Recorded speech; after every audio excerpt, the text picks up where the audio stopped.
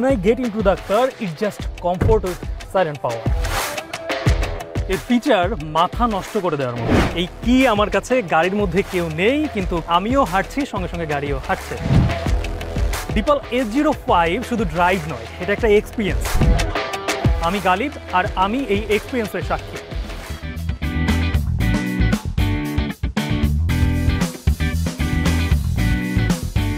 গাড়ি নিয়ে আমরা সচরাচর যেটা চিন্তা করি, কিংবা যেটা ভাবি, কিংবা যেটা দেখি, আজকে আমি সব কিছুর ঊর্ধ্বে জানো।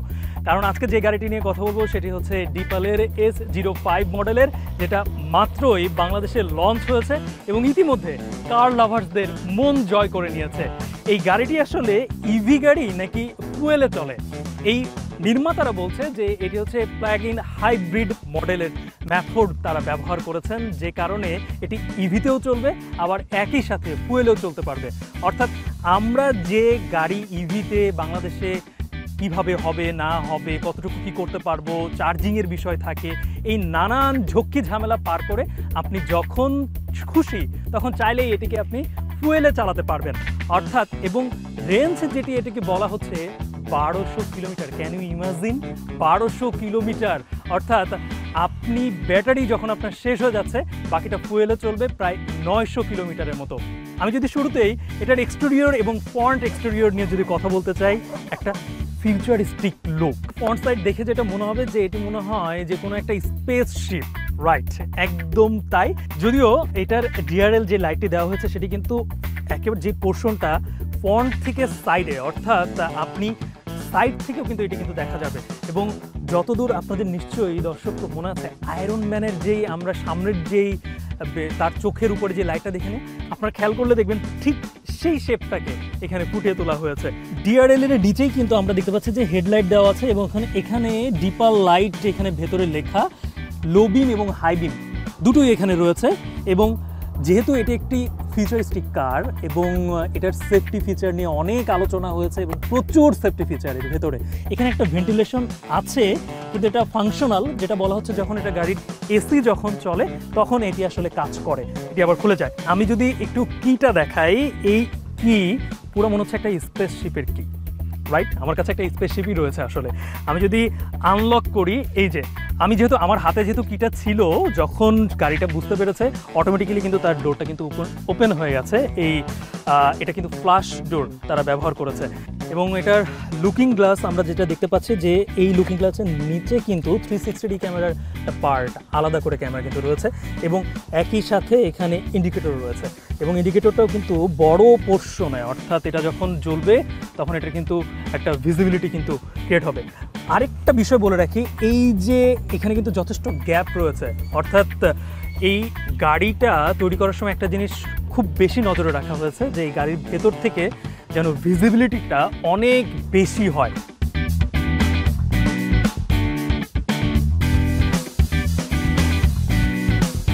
হুইল বেস কিন্তু যথেষ্ট বড়, এবং যতদূর আমি জেনেছি প্রায় এটি 2800 মিলিমিটার, অর্থাৎ বাংলাদেশের অন্যান্য যে এসইভিউ গাড়িগুলো রয়েছে তার থেকেও কিন্তু অনেক বেশি। টায়ারটা নিয়ে যদি একটু কথা বলতে চাই, 225, 60 এবং 18, অর্থাৎ এই রিমের যে সাইজটি সেটা হলো 18, এবং যেটি এই গাড়ির সাথে যথেষ্ট মানানসই। সাইডে এখানে একটা ফুয়েল ট্যাঙ্কের ক্যাপ এখানে দেওয়া হয়েছে, অর্থাৎ আপনি যখন রিফুয়েলিং করবেন তখন এটা ব্যবহার হবে। আমি যদি এবার একটু পেছনের পোর্শনটা নিয়ে যদি কথা বলি, এটা কিন্তু পুরোটাই ডিআরএল, অর্থাৎ দিনের বেলা ওই লাইটটা জ্বলবে। আর ঠিক এই সাইডে এই চার্জিং পয়েন্টটা দেওয়া হয়েছে, সেটা হচ্ছে এসি ডিসি দুটো মোডেই আপনি চার্জ দিতে পারবেন। এই চার্জিং পয়েন্টটা এই জায়গাটায় রয়েছে। আর যদি এই সাইড থেকে গাড়িটা আপনাদেরকে দেখায় দর্শক, তাহলে মাথায় কি আসছে, একটা ডিজাইনটা কেমন হতে পারে? সেটি হচ্ছে ল্যাম্বরগিনি উরুস আছে না, ঠিক অনেকটা কাছাকাছি ডিজাইন। কারণ ছোট্ট একটা গল্প আছে এই জায়গায়, ল্যাম্বরগিনি উরুসের যিনি ডিজাইনার, ডিপাল তাকে হায়ার করেছে। অর্থাৎ এই ল্যাম্বরগিনি উরুসের সাথে যে কারণে ডিপালের এই সাইডটা অনেকটাই কাছাকাছি মনে হয়। এবারে যে বিষয়টা নিয়ে আলোচনা করব সেটা হচ্ছে খুবই গুরুত্বপূর্ণ, সেটি হচ্ছে এই গাড়ির ট্রাঙ্ক স্পেস। যেহেতু অটোমেটিক গাড়ি, কোনো ম্যানুয়াল কোনো কিছু নেই, একেবারে অনেক বড় একটা ট্রাঙ্ক স্পেস, এবং পেছনে চাইলে এখানে একটা দুইটা, উপরে আরও দুটো, মানে 4টা লাগেজ নিয়ে খুব আরামে আপনি চাইলে শহরের বাইরে লং ড্রাইভে আপনি যেতে পারেন। এবং এখানে কিন্তু একটা থিয়েটার মুড দেওয়ার চেষ্টা চলেছে। এখানে একটা স্পিকার রয়েছে, এই গাড়িতে 14টা স্পিকার রয়েছে। তো এই ছিল এই গাড়ির মোটামুটি মানে পেছনের যেই ডিজাইন সেটা।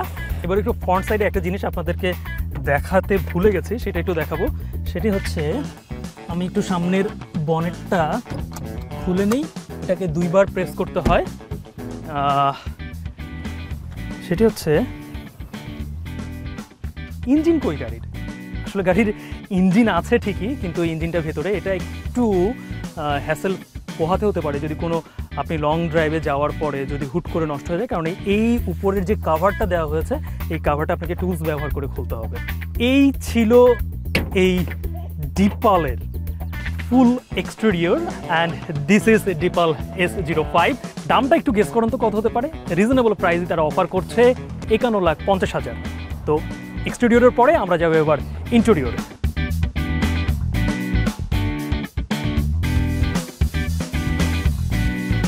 এবারে কিছু ইন্টেরিয়র এবং আরও কিছু বিষয় নিয়ে আলোচনা করব। আমার সঙ্গে চাঙ্গান এবং ডিপালের হেড অফ সেলস বাংলাদেশের আলফাত ভাই রয়েছে। Thank you very much. আপনাকে স্বাগত জানাচ্ছি। Thank you. আলফাত ভাই, ডিপাল সম্পর্কে এই গাড়ির দারুণ একটা গাড়ি নিয়ে আজকে আলোচনা করছি। তো চাঙ্গান শব্দটা আমার কাছে নতুন, এটা নিয়ে যদি কিছু বলতেন। চাঙ্গানের একটা ব্রিফ হিস্ট্রি আছে। আপনি যদি জেনে থাকেন যে এই চাঙ্গান শব্দটা এসেছে হচ্ছে চায়নায় যে প্রভিন্স চংগিং, সেই প্রভিন্সের থেকেই চাঙ্গান শব্দটা উৎপত্তি হতে পারবে। এবং তারা প্রথম 1862 সালে প্রথম গাড়ি তৈরি করেন। It has a long year of history. হ্যাঁ, প্রথমে তারা মিলিটারির জন্য তৈরি করেছেন, এরপরে ডে বাই ডে তারা প্রোগ্রেস করে আপনার 2009-এ বেস্ট যে 4 আছে, 4 চাইনিজ যে 4 গাড়ি কোম্পানি, তার মধ্যে একটা কিন্তু হচ্ছে চাঙ্গান। বেস্ট 4-এর মধ্যে? ইয়েস, বেস্ট 4-এর মধ্যে চাঙ্গান, চায়নার মধ্যে একটা হচ্ছে আমাদের চাঙ্গান অটোমোবাইলস। এরপরে 2010 সালে তারা 5 মিলিয়ন গাড়ি প্রডিউস করে অ্যাক্রস দ্য গ্লোব, এবং 2021 সালে তারা আপনার 20 মিলিয়ন গাড়ি প্রডিউস করে অ্যাক্রস দ্য গ্লোব। সো এখন তারা এক্সপ্যান্ড করে থাইল্যান্ডে তাদের প্ল্যান করেছে। সো আমরা আজকে যে গাড়িটা নেই সেটা তো থাইল্যান্ড থেকে? হ্যাঁ, এটা থাইল্যান্ড প্ল্যান্টের গাড়ি এটা। সো ডে বাই ডে এখানে আরও ইমপ্রুভমেন্ট হবে, আরও গাড়ি আমরা প্রডিউস করতে পারবো চায়না, এটাই তাদের প্ল্যান। আলফাত ভাই, তাহলে চাঙ্গান সম্পর্কে মানুষের যথেষ্ট একটা ধারণা পেলেন যারা আসলে এই গাড়িটা পারচেস করতে চান। এবারে আমরা একটু ড্রাইভিং এক্সপিরিয়েন্স আর ইন্টেরিয়রটা নিয়ে আলোচনা করবো, চলুন। আচ্ছা, এই গাড়ির তো ফিচার নিয়ে তো মনে হয় মানে অনেক কিছু বলা যাবে, অনেক ফিচার। এই গাড়িতে এত ফিচার আপনি এই অল্প সময়ে সবকিছু বলে বোঝানো সম্ভব না, তারপরে যতটুকু সম্ভব হয় আমরা সেটা চেষ্টা করব বলার জন্য। এইটার সিটিং পজিশন প্লাস সিটগুলো এতটা কমফোর্ট আমার কাছে লাগছে, এবং সবথেকে বড় আমার কাছে যেটা লাগছে যে এটার কালার কম্বিনেশন ব্ল্যাক এবং অরেঞ্জ। জি, মানে এই ধরনের চিন্তা ভাবনাটা মানে কেন মানুষজন, মানে আমার যেরকম চোখ আটকে যাচ্ছে ঠিক এই কারণটাই নাকি? অবশ্যই অবশ্যই, কারণ আপনারা জানেন যে চাইনিজ কার মোর কালারফুল, তো সেই কালারফুলের কম্বিনেশন থেকে কিন্তু আসলে ইন্টেরিয়রটাই অরেঞ্জ করা। ওকে, আমরা যদি একটু চলতে চলতে যদি আমরা কথা বলি, সবগুলো সিটই নিশ্চয়ই ভেন্টিলেটেড? সবগুলো সিট, সামনে দুইটা ventilated seat, warm and heat দুইটাই আছে। কেউ যখন ড্রাইভিং সিটে যখন বসলো তখন কিন্তু এই যে মনিটরটা পুরো আমার দিকে কিন্তু টিল হয়ে গেল, এটা একটা দারুণ ফিচার। কিন্তু সবথেকে বড় যে ব্যাপারটা, আমার সামনে কিন্তু কোনো স্পিডোমিটার নেই। জি, কি আছে আপনি যদি বলেন? এটার জন্য বলতে যাচ্ছিলাম আমি আপনাকে যে আপনি যখন এখানে বসেছেন আপনি দেখেছেন যে ভিউটা কিন্তু অনেক বিশাল। রাইট। আচ্ছা, এইটার ভিজিবিলিটি, হ্যাঁ, এইটার রিজনটা যেটা হচ্ছে যেহেতু এখানে কোনো আপনার ক্লাস্টার প্যানেল নেই, তো এটা আপনি দেখতে পাবেন হচ্ছে augmented reality heads up display, যেটা আমি দেখতে পাচ্ছি যে গাড়ি আমার কত কিলোমিটারে চলছে এবং ব্যাটারি এবং ফুয়েলে গাড়ি আর কত দূর যাবে, রেঞ্জ কতটুকু তার আছে। This is actually a 15.4 inch sunflower screen আমরা বলছি। আচ্ছা, কেন সানফ্লাওয়ার বলছি? আপনি দেখবেন যে আমাদের সূর্যমুখী যে ফুলগুলো আছে, সূর্যের সময় কিন্তু সূর্যের দিকে মুখ করে থাকে। তো ব্যাপারটা হচ্ছে এইরকমই, যখনই আপনি উঠবেন, আপনি যে ড্রাইভিং প্যাসেঞ্জার সিটে যে বসবে সাথে সাথে স্ক্রিনটা সেদিকে ঘুরে যাবে। আচ্ছা, তো এটাকে এইভাবে বলা হয়েছে। আপনি যখন আপনি নেমে যাবেন তখন এখানে যে থাকবে আবার এদিক হয়ে যাবে। যাত্রাপথে স্পিডের লিমিট দেওয়া আছে, ওর সাথে সাথে আপনাকে অ্যালার্ট করবে। এই ড্রাইভিং প্লেজারটাকে আপনি 4টা ভাগে করতে পারবেন। কীরকম আপনাকে বলি, সেটা হচ্ছে যে আপনি এটাকে ইকো মোড আছে, কমফোর্ট মোড আছে, স্পোর্টস মোড আছে এবং কাস্টমাইজ, আপনি যেভাবে চালাতে চান।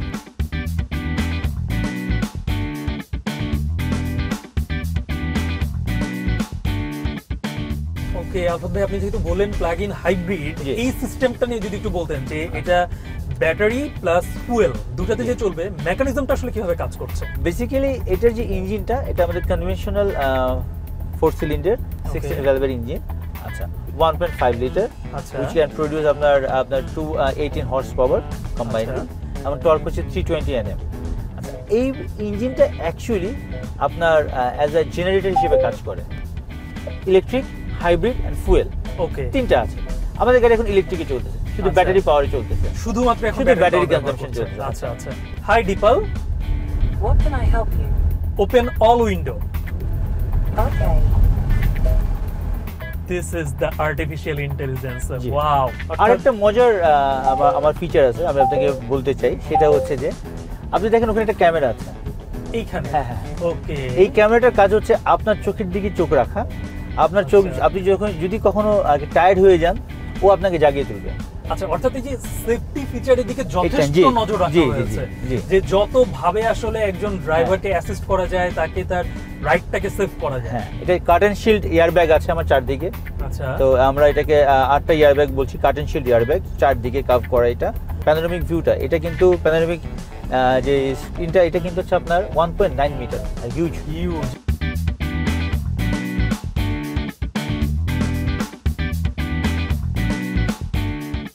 আলফাত ভাই, আমরা তো জি। শোরুমে চলে আসলাম। জি। এতক্ষণ আমরা গাড়ির এক্সটেরিয়র ইন্টেরিয়র নিয়ে অনেক কথা হয়েছে জি। আমাদের। শোরুমে এসে তো দেখতেছি যে আরো কয়েকটা কালার।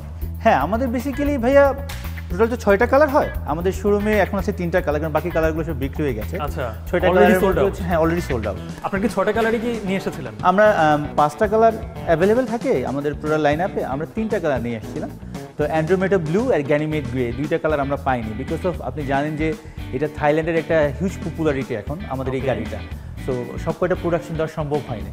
আচ্ছা। আমাদের নেক্সট লটে যে গাড়িগুলো আসছে সেগুলোতে আপনি এই গাড়িগুলো আর কি কালারগুলো পেয়ে যাবেন আর কি। আচ্ছা আলফাত ভাই, এই পার্টে আমরা যে বিষয়টা নিয়ে কথা বলতে চাই, যেহেতু ইভি গাড়ি বাংলাদেশে জনপ্রিয় এখনো হয়নি, কিন্তু এটাকে বলা হচ্ছে প্লাগ ইন হাইব্রিড একটা টেকনোলজি, যেটাকে আপনারা ফুয়েল এবং ব্যাটারি দুটার মাধ্যমে এই গাড়িটা চলবে।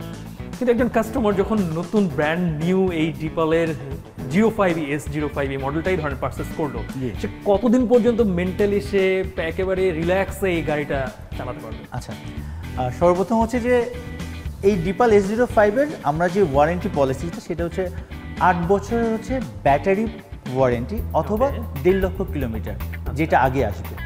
আর এই সাথে আপনার আমাদের মোটরটার যে ওয়ারেন্টি, সেটাও পাবেন হচ্ছে আপনি 8 বছর এবং 1.5 লক্ষ কিলোমিটার, যেটা আগে আসবে। আর গাড়ির ওয়ারেন্টি হচ্ছে 5 বছর অথবা 1,20,000 কিলোমিটার, যেটা আপনার আগে আসবে। এর ভিতরে আপনি 3 বছরের আপনার ফ্রি সার্ভিস পাবেন, টোটাল 6টা ফ্রি সার্ভিস পাবেন আপনি। আচ্ছা, তারপরে বলে দিচ্ছি 8 বছর পরে কি হতে পারে। যে আপনি বলতে পারেন যে 8 বছর পরে কি আমার, তাহলে কি 8 বছর পরে যে আমার ব্যাটারি শেষ হয়ে যাবে? না, ব্যাটারির লাইফ টাইম আমরা বলছি 12 থেকে 15 বছর। ব্যাটারি লাইফ টাইম 12 থেকে 15 বছর।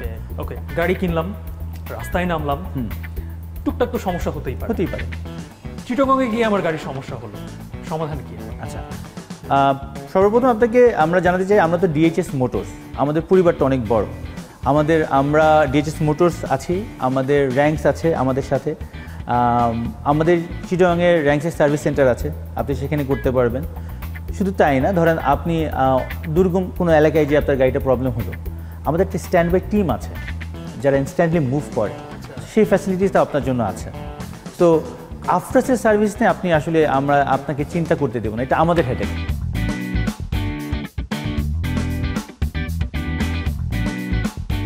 যেহেতু এই গাড়িগুলো বাংলাদেশে মাত্র আসছে, কয়েক বছর হলো, মানে রিসেল যদি আমি করতে চাই, তাহলে সেক্ষেত্রে কেমন কি হতে পারে? আচ্ছা, সর্বপ্রথম হচ্ছে আপনি এই গাড়ির যে ফ্যাসিলিটিস, ধরেন আপনি আফটার সেলসটা চিন্তা করবেন বা আফটার রিসেল ভ্যালুটা চিন্তা করবেন হচ্ছে আমাদের দেশ যেহেতু জাপানিজ কার রুল করে স্টিল, তো ওই হিসেবে চিন্তা করবেন।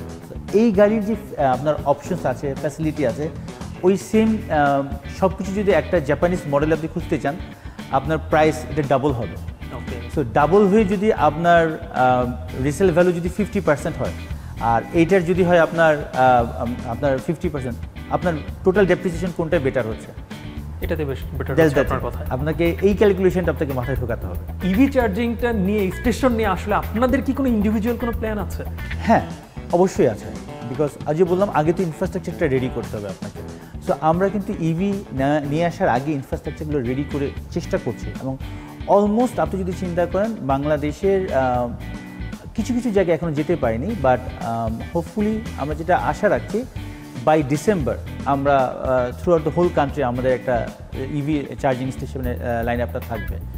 কাস্টমার কেন শুরুতে টয়োটার শোরুমে না গিয়ে আপনার শোরুমে আসবে, কি মনে হয়?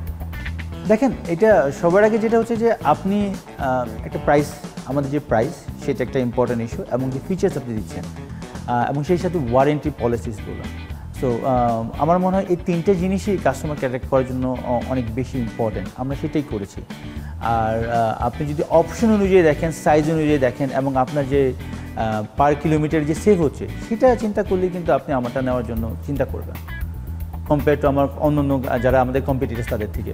আলফাজ ভাই, থ্যাংক ইউ ভেরি মাচ। আপনাকে ধন্যবাদ আমাদের জন্য, একুনি টিভিকে ধন্যবাদ আমাদেরকে সময় দেওয়ার জন্য। ধন্যবাদ আপনাদেরকে, থ্যাংক ইউ। Welcome welcome. আজকের মতো আমাদেরকে শেষ করতে হচ্ছে ভোবর এই এপিসোড। আমরা আজকে যে ডিপাল নিয়ে কথা বললাম, ফিউচারিস্টিক একটি গাড়ি যেটার আসলে ব্লাইন্ড স্পট ডিটেকশনও কিন্তু রয়েছে।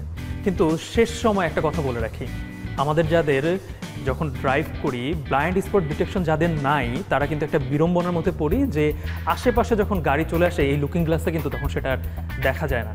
সেই মুহূর্তে যখন আমরা গাড়ি টার্ন করি তখন অনাকাঙ্ক্ষিত দুর্ঘটনার শিকার হতে হয়। তো এই বিষয়টা অবশ্যই মাথায় রাখবেন যে যখনই আমরা গাড়িকে ডানে বামে টার্ন করব, লুকিং গ্লাসের বাইরেও একটু মাথাটা কাত করে দেখে নিব যে আমার আশেপাশে গাড়ি আছে কিনা।